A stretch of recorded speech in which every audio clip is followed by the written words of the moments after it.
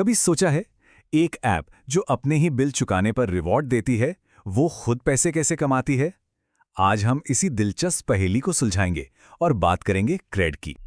और ये सवाल सिर्फ मज़ेदार ही नहीं है, बल्कि आज के डिजिटल ज़माने में बहुत ज़रूरी भी है। आखिर कैसे कोई कंपनी फ्री में रिवॉर्ड्स देकर भी एक सफल बिजनेस बना सकती है?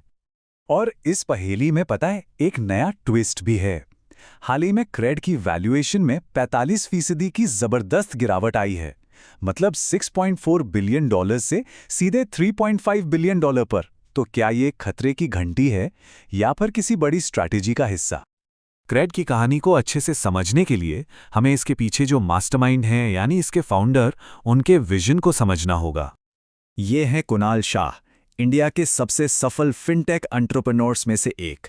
फ्रीचार्ट्स की जबरदस्त कामयाबी के बाद 2018 में वो एक और क्रांतिकारी आइडिया के साथ आए, क्रेड।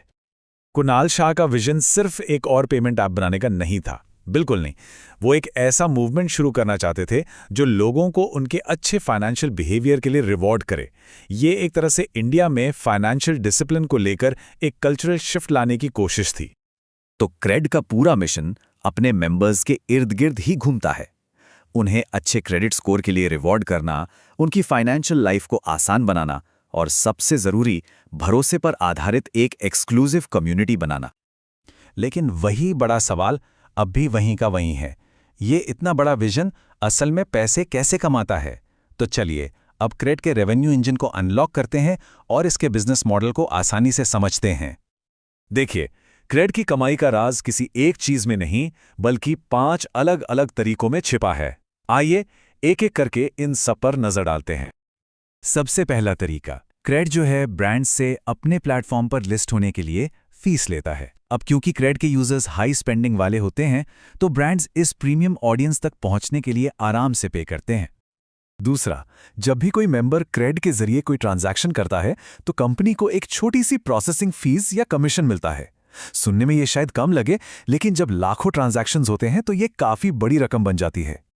तीसरा है ब्याज और कमीशन। क्रेड अब फाइनेंशियल सर्विसेज में भी आ चुका है। ये अपने प्लेटफॉर्म पर मेंबर्स को लोन जैसी सुविधाएं देता है और उससे इंटरेस्ट कमाता है, और ये भी उनके रेवेन्यू का एक इंपॉर्टेंट हिस्सा है।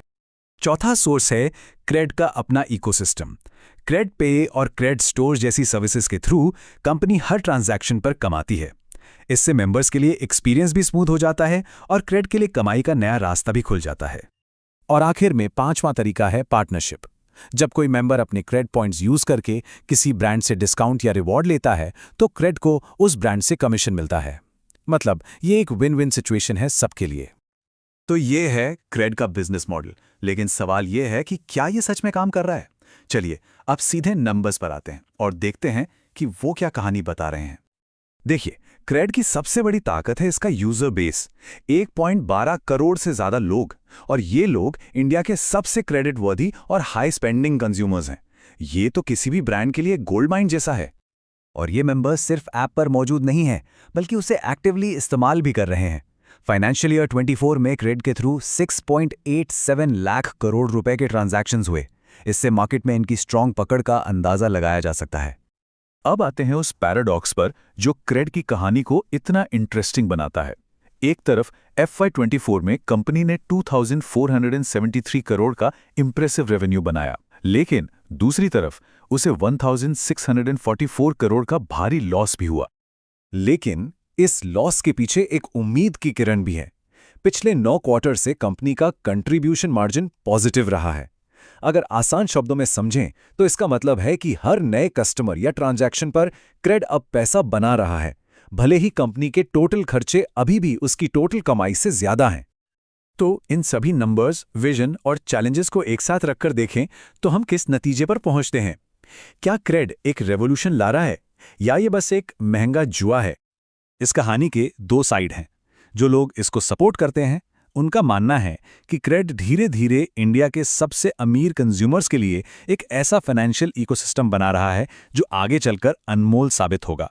वहीं दूसरी तरफ जो क्रिटिक्स हैं, उनका कहना है कि ये एक हाई बर्न एक्सपेरिमेंट है जो लगातार पैसा जला रहा है और अभी तक प्रॉफिटेबिलिटी का कोई साफ रास्ता नहीं दिखा पाया है।